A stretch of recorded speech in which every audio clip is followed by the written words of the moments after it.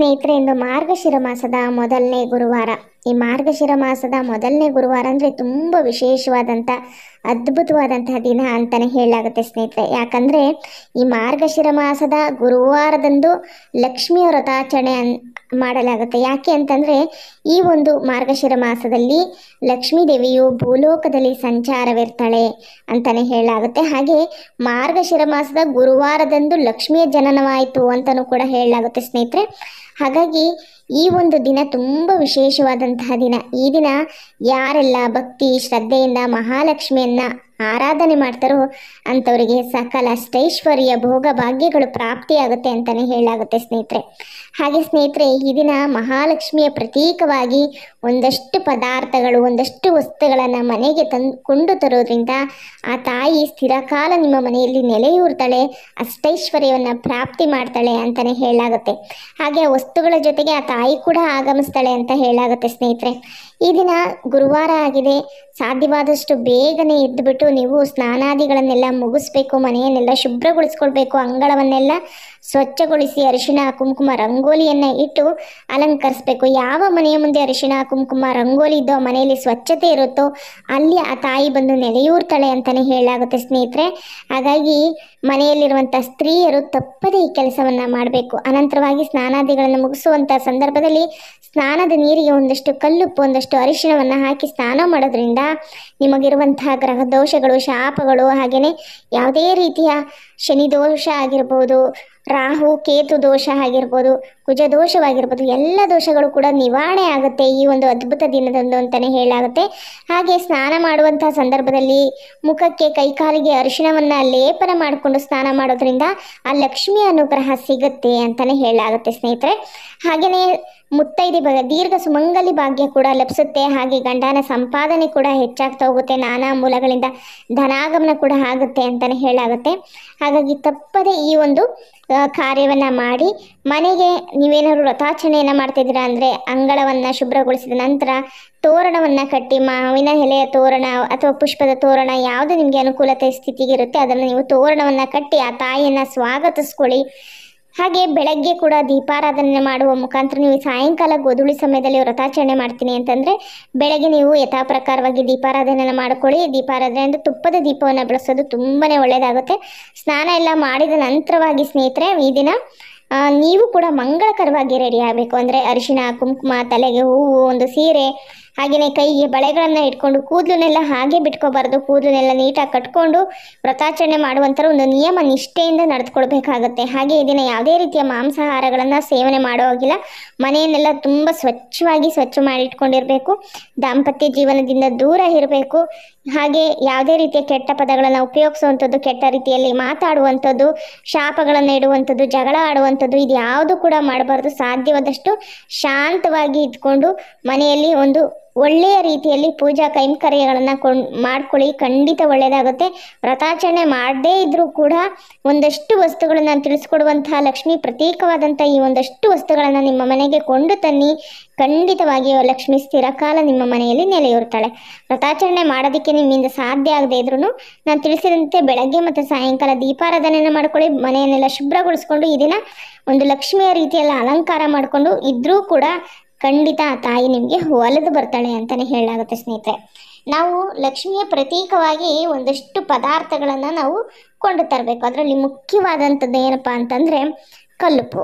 ಈ ದಿನ ಒಂದು ಕಲ್ಲುಪ್ಪಿನ ಪ್ಯಾಕ್ನ ತೊಗೊಂಬಂದರೆ ಆ ಕಲ್ಲುಪ್ಪಿನ ಜೊತೆಗೆ ಲಕ್ಷ್ಮಿಯ ಕೂಡ ಆಗಮನ ಆಗುತ್ತೆ ಅಂತಲೇ ಹೇಳಲಾಗುತ್ತೆ. ಹಾಗೆ ಸಕ್ಕರೆಯನ್ನು ತರೋದು ಕೂಡ ಒಳ್ಳೆಯದು. ಬೆಲ್ಲವನ್ನು ಕೂಡ ತರ್ಬೋದು. ಅದರ ಜೊತೆಗೆ ಏಲಕ್ಕಿ ಮತ್ತು ಲವಂಗ ಇವೆರಡೂ ಕೂಡ ಲಕ್ಷ್ಮೀ ದೇವಿಯ ಸಂಕೇತವಾಗಿ ನಾವು ಈ ವಸ್ತುಗಳನ್ನು ತರುವಂಥದ್ದು. ಹಾಗೆ ಅರಿಶಿಣದ ಕೊಂಬನ್ನು ತಂದರೆ ಒಳ್ಳೆಯದು. ಹಾಗೆಯೇ ಅದರ ಜೊತೆಗೆ ಅಡಿಕೆಯನ್ನು, ಬಟ್ಲು ಅಡಿಕೆಗಳು ಅದನ್ನು ಕೂಡ ನೀವು ತೊಗೊಂಡು ಬಂದರೆ ತುಂಬಾ ಒಳ್ಳೆಯದು. ಹಾಗೆಯೇ ಸ್ನೇಹಿತರೆ, ನೀವು ಈ ಪೂಜೆಗೆ ಇಡೋಕ್ಕೆ ನೀವು ಗುಲಗಂಜಿ, ಹಾಗೆ ಗೋಮತಿ ಚಕ್ರ, ಹಳದಿ ಬಣ್ಣದ ಕವಡೆ, ಹಾಗೆ ತಾವರೆ ಬೀಜಗಳು ಈ ರೀತಿಯ ವಸ್ತುಗಳನ್ನು ತಂದರೂ ಕೂಡ ತುಂಬಾ ಶುಭಪ್ರದಾಯಕ. ಹಾಗೆಯೇ ಅರಿಶಿಣ ಕುಂಕುಮ ಮಂಗಳಕರವಾದಂಥ ವಸ್ತು ಅದನ್ನು ಕೂಡ ತರೋದ್ರಿಂದ ತುಂಬಾ ಒಳ್ಳೆಯದು. ಬಳೆಗಳನ್ನು ತಂದು ಆ ತಾಯಿಗೆ ಸಮರ್ಪಣೆ ಮಾಡೋದು ಕೂಡ ತುಂಬಾ ಒಳ್ಳೆಯದಾಗುತ್ತೆ ನಿಮಗೆ. ಈ ರೀತಿ ಲಕ್ಷ್ಮಿಗೆ ಸಂಕೇತವಾದಂತಹ ವಸ್ತುಗಳನ್ನು ತಂದು ನೀವು ಆ ತಾಯಿಯ ಫೋಟೋ ಮುಂದೆ, ನೀವು ವ್ರತಾಚರಣೆ ಮಾಡದೇ ಇದ್ದರೂ ಆ ತಾಯಿಯ ಫೋಟೋ ಮುಂದೆ ಇಟ್ಟು ಪೂಜಿಸಿ ಅನಂತರ ಉಪಯೋಗಿಸಿದ್ರೆ ಖಂಡಿತ ನಿಮಗೆ ಎಲ್ಲ ರೀತಿಯ ಒಂದು ಒಳ್ಳೆಯದಾಗುತ್ತೆ ಅಂತಲೇ ಹೇಳಾಗುತ್ತೆ. ಸ್ನೇಹಿತರೆ, ಈ ದಿನ ಕಲ್ಲುಪ್ಪನ ತೆಗೆದುಕೊಂಡು ಬಂದ್ರು ನಾವು ಕಲ್ಲುಪ್ಪನ ಒಂದು ಗಾಜಿನ ಬಟ್ಲಲ್ಲಿ ಅಥವಾ ಮಣ್ಣಿನ ಬಟ್ಲಲ್ಲಿ ಹಾಕ್ಬಿಟ್ಟು ಲಕ್ಷ್ಮಿಯ ಫೋಟೋ ಮುಂದೆ ಇಟ್ಬಿಟ್ಟು ಅನಂತರವಾಗಿ ಸಕ್ಕರೆ ತಂದ್ರು ಅಷ್ಟೇ ಅದನ್ನು ನೈವೇದ್ಯವಾಗಿ ತಾಯಿಗೆ ಸಮರ್ಪಣೆ ಮಾಡಬೇಕು ಸಕ್ಕರೆನ. ಹಾಗೆಯೇ ಲವಂಗ ಏಲಕ್ಕಿಯನ್ನು ತಗೊಂಡ್ಬಂದ್ರು ಕೂಡ ಅದೇ ಪ್ರಕಾರದಲ್ಲಿ ಲಕ್ಷ್ಮಿಯ ಫೋಟೋ ಮುಂದೆ ಇಟ್ಟು ಪೂಜಿಸಿ ಅನಂತರವಾಗಿ ಅದನ್ನು ನೀವು ತೆಗೆದುಕೊಳ್ಬಹುದು. ಹಾಗೆ ಸ್ನೇಹಿತರೆ, ಕವಡೆ ಮತ್ತು ಗುಲಗಂಜಿ ಹಾಗೆ ಗೋಮತಿ ಚಕ್ರಗಳನ್ನು ತಂದರೆ ನೀವು ಅದನ್ನು ಹಾಲು ಮತ್ತು ನೀರಿನಲ್ಲಿ ಸ್ವಲ್ಪ ತೊಳೆದ್ಬಿಟ್ಟು ಲಕ್ಷ್ಮಿಯ ಫೋಟೋ ಮುಂದೆ ಇಟ್ಬಿಟ್ಟು ಅನಂತರವಾಗಿ ಅದರ ಮೇಲೆ ನಿಮ್ಮ ಮನೆಯಲ್ಲಿರುವಂಥ ಹಣವನ್ನು ಒಂದು 101 ರೂಪಾಯಿ 501 ರೂಪಾಯಿ ಈ ರೀತಿಯಾಗಿ ಇಟ್ಟು ಈ ದಿನ ಪೂರ್ತಿಯಾಗಿ ಬಿಟ್ಟು ಶುಕ್ರವಾರ, ನಾಳೆ ಶುಕ್ರವಾರನೂ ಕೂಡ ಪೂರ್ತಿಯಾಗಿ ಬಿಟ್ಟು ಅನಂತರವಾಗಿ ಶನಿವಾರದ ದಿನ ಅದನ್ನು ತೆಗೆದುಕೊಂಡು ನಿಮ್ಮ ಬೀರುವಿನಲ್ಲಿ ಇಡ್ಬೋದು. ಇದನ್ನು ಒಂದು ಕೆಂಪು ಬಣ್ಣದ ಬಟ್ಟೆಯಲ್ಲಿ ಹಾಕಿ ಗಂಟನಾಗಿ ಬೇಕಾದ್ರೆ ಕಟ್ಟಿಟ್ಟು ಲಕ್ಷ್ಮಿಯ ಫೋಟೋ ಮುಂದೆ ಇಡ್ಬೋದು, ಅಥವಾ ಒಂದು ಬಟ್ಲಲ್ಲಿ ಇಟ್ಕೊಂಡು ನೀವು ಹಣ ಇಡುವಂಥ ಜಾಗ, ತಿಜೋರಿ ಅಥವಾ ನೀವು ವ್ಯವಹಾರ ಮಾಡುವಂಥ ಜಾಗದಲ್ಲಿ ಕೂಡ ಇಟ್ಟು ಅದರಲ್ಲೇ ನೀವು ಹಣವನ್ನು ಇಟ್ಕೊಳ್ತಾ ಬಂದರೆ ಖಂಡಿತವಾಗಿ ಹಣದ ಹರಿವು ಹೆಚ್ಚಾಗ್ತಾ ಹೋಗುತ್ತೆ, ಧನಾಗಮನವಾಗುತ್ತೆ, ಲಕ್ಷ್ಮಿ ನಿಮಗೆ ಖಂಡಿತವಾಗಿ ಅನುಗ್ರಹಿಸ್ತಾಳೆ.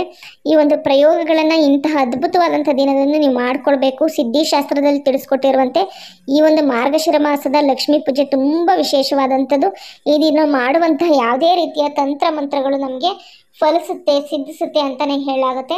ಹಾಗಾಗಿ ತಪ್ಪದೆ ಈ ವಸ್ತುಗಳನ್ನು ತಂದಿಟ್ಕೊಂಡು ನೀವು ಪೂಜಿಸ್ತಾ ಬನ್ನಿ. ನಿಧಾನಗತಿಯಲ್ಲಿ ನೀವು ಪೂಜಿಸ್ತಾ ಬಂದರೆ ಖಂಡಿತ ನಿಮಗೆ ಬೇಡಿದ ವರಗಳನ್ನು ತಾಯಿ ಕರುಣಿಸ್ತಾಳೆ. ಪ್ರತಿ ಗುರುವಾರ ಅಂದರೆ ಮಾರ್ಗಶಿರ ಮಾಸದಲ್ಲಿ ಬರುವಂಥ 4 ಗುರುವಾರಗಳಲ್ಲೂ ಕೂಡ ನೀವು ಈ ಒಂದು ಗಂಟೆ ಏನಿರುತ್ತೆ, ಈ ಒಂದು ತಂದಂತಹ ಲಕ್ಷ್ಮಿ ಸ್ವರೂಪವಾದಂಥ ವಸ್ತುಗಳೇನಿರುತ್ತೆ ಅದನ್ನು ಲಕ್ಷ್ಮಿಯ ಫೋಟೋ ಮುಂದೆ ಇಡಿ. ಅನಂತರವಾಗಿ ಅದಕ್ಕೂ ಕೂಡ ಧೂಪ ದೀಪಗಳನ್ನು ಹಾಕಿ ಒಂದು ಪುಷ್ಪವನ್ನು ಇಟ್ಬಿಟ್ಟು ಗುರುವಾರ ಮತ್ತು ಶುಕ್ರವಾರ 2 ದಿನ ಅದನ್ನು ಅಲ್ಲೇ ಬಿಟ್ಬಿಡಿ. ಮತ್ತು ಶನಿವಾರದ ದಿನ ತೆಗೆದು ನೀವು ಹಣ ಇಡುವಂಥ ಜಾಗದಲ್ಲಿ ಇಡಿ. ಇದೇ ಪ್ರಕಾರದಲ್ಲಿ 4 ವಾರಗಳು ಕೂಡ ನೀವು ಮಾಡ್ಕೊಳ್ತಾ ಬನ್ನಿ. ನೀವೇ ಮನೆಯಲ್ಲಿ ವಾರ ವಾರಕ್ಕೂ ಆಗುವಂಥ ಬದಲಾವಣೆಯನ್ನು ನೋಡಿ ಆಶ್ಚರ್ಯ ಪಡ್ತಾ ಹೋಗ್ತೀರಾ. ಅಷ್ಟರ ಮಟ್ಟಕ್ಕೆ ನಿಮ್ಮ ಜೀವನದ ದಿಕ್ಕುಗಳು ಬದಲಾಗ್ತಾ ಹೋಗುತ್ತೆ. ಮನೆಯಲ್ಲಿ ಸುಖ, ಶಾಂತಿ, ಸಮೃದ್ಧಿ, ನೆಮ್ಮದಿ ನೆಲೆಯೂರುತ್ತೆ. ಹಣಕಾಸಿನ ಒಂದು ಹರಿವು ಹೆಚ್ಚಾಗುತ್ತೆ. ನಾನಾ ಮೂಲಗಳಿಂದ ನೀವು ಊಹೆನೇ ಮಾಡಿರಲ್ಲ ಅಷ್ಟು ರೀತಿಯಲ್ಲಿ ನಿಮಗೆ ಹಣ ಬರ್ತಾ ಹೋಗುತ್ತೆ. ಅಷ್ಟೈಶ್ವರ್ಯ ಪ್ರಾಪ್ತಿ ಆಗುತ್ತೆ ಅಂತಲೇ ಹೇಳಲಾಗುತ್ತೆ. ಯಾಕಂದರೆ ಮಾರ್ಗಶಿರ ಮಾಸದ ಲಕ್ಷ್ಮಿಯ ವ್ರತಾಚರಣೆ ಮಾಡೋರಿಗಂತೂ ಖಂಡಿತವಾಗಿ ಸಕಲ ಭೋಗ ಭಾಗ್ಯಗಳು ಲಭಿಸುತ್ತೆ. ಏನಾದರೂ ಸಂಕಲ್ಪ ಮಾಡಿಕೊಂಡು ವ್ರತಾಚರಣೆಯನ್ನು ಮಾಡಿದಂಥ ಸಂದರ್ಭದಲ್ಲಿ ಖಂಡಿತವಾಗಿ ಆ ಸಂವತ್ಸರ ಮುಗಿಯೋದ್ರೊಳಗಡೆ ಆ ಸಂಕಲ್ಪವೆಲ್ಲ ಕೂಡ ಪೂರ್ತಿಯಾಗಿ ನೀವು ಬೇಡಿದಂತಹ ವರವನ್ನು ಆ ತಾಯಿ ನಿಮಗೆ ಕರುಣಿಸ್ತಾಳೆ ಅಂತಲೇ ಹೇಳಲಾಗುತ್ತೆ ಸ್ನೇಹಿತರೆ. ಅಷ್ಟೊಂದು ಮಹತ್ವಪೂರ್ಣವಾದಂತಹ ವ್ರತಾಚರಣೆ ಇದು ಮಾರ್ಗಶಿರ ಲಕ್ಷ್ಮೀ ವ್ರತ. ಅದು ಸಾಯಂಕಾಲ ಸಮಯದಲ್ಲಿ ಲಕ್ಷ್ಮೀದೇವಿ ಸಂಚಾರದಲ್ಲಿರುವಂಥ ಸಂದರ್ಭದಲ್ಲಿ ಅಂದರೆ 5:30 6 ಗಂಟೆ ಒಳಗಡೆ ನಿಮ್ಮ ಪೂಜೆಗಳನ್ನು ಪುನಸ್ಕಾರಗಳನ್ನು ಮುಗಿಸಿ ಆ ತಾಯಿಯನ್ನು ನಿಮ್ಮ ಮನೆಗೆ ಆವಾಹನೆ ಮಾಡಿಕೊಳ್ಬೇಕು. ಯಾರೆಲ್ಲ ಈ ಪ್ರಕಾರದಲ್ಲಿ ಭಕ್ತಿ ಶ್ರದ್ಧೆಯಿಂದ ಮಾಡ್ಕೋತಾರೋ ಖಂಡಿತ ಆ ತಾಯಿಯ ಅನುಗ್ರಹ ಸಿಗುತ್ತೆ. ಮನೆಯ ಶುದ್ಧತೆ ಇರಬೇಕು, ನೀವು ಕೂಡ ಶುಭ್ರವಾಗಿರಬೇಕು, ನೀವು ಕೂಡ ಲಕ್ಷ್ಮಿಯ ರೀತಿಯಲ್ಲಿ ಅಲಂಕೃತರಾಗಿರಬೇಕು. ಹಾಗೆ ಲಕ್ಷ್ಮಿಯನ್ನು ಒಂದು ಒಳ್ಳೆಯ ರೀತಿಯಲ್ಲಿ ಬರಮಾಡಿಕೊಂಡು ಆ ತಾಯಿಗೆ ತುಪ್ಪದ ದೀಪವನ್ನು ಬೆಳಗ್ಸೋದನ್ನು ಮರಿಬೇಡಿ. ತುಪ್ಪದ ದೀಪವನ್ನು ಬೆಳಗ್ಸೋದ್ರಿಂದ ತಾಯಿಯ ಅನುಗ್ರಹ ಅತಿ ಸುಲಭವಾಗಿ ನಿಮಗೆ ಲಭಿಸುತ್ತೆ. ಆ ತುಪ್ಪದ ದೀಪದೊಳಗಡೆ 2 ಏಲಕ್ಕಿಯನ್ನು ಹಾಕಿ ನೀವು ದೀಪವನ್ನು ಬೆಳಗಿಸಿ.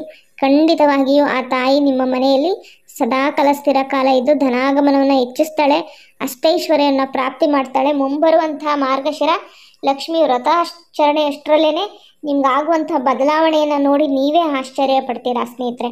ಇವತ್ತಿನ ಈ ವಿಡಿಯೋ ನಿಮಗೆ ಉಪಯುಕ್ತವಾಗಿದ್ದರೆ ವಿಡಿಯೋಗೊಂದು ಲೈಕ್ ಕೊಡಿ, ಹೊಸಬರಾಗಿದ್ದರೆ ಸಬ್ಸ್ಕ್ರೈಬ್ ಮಾಡ್ಕೊಳ್ಳಿ. ಧನ್ಯವಾದಗಳು.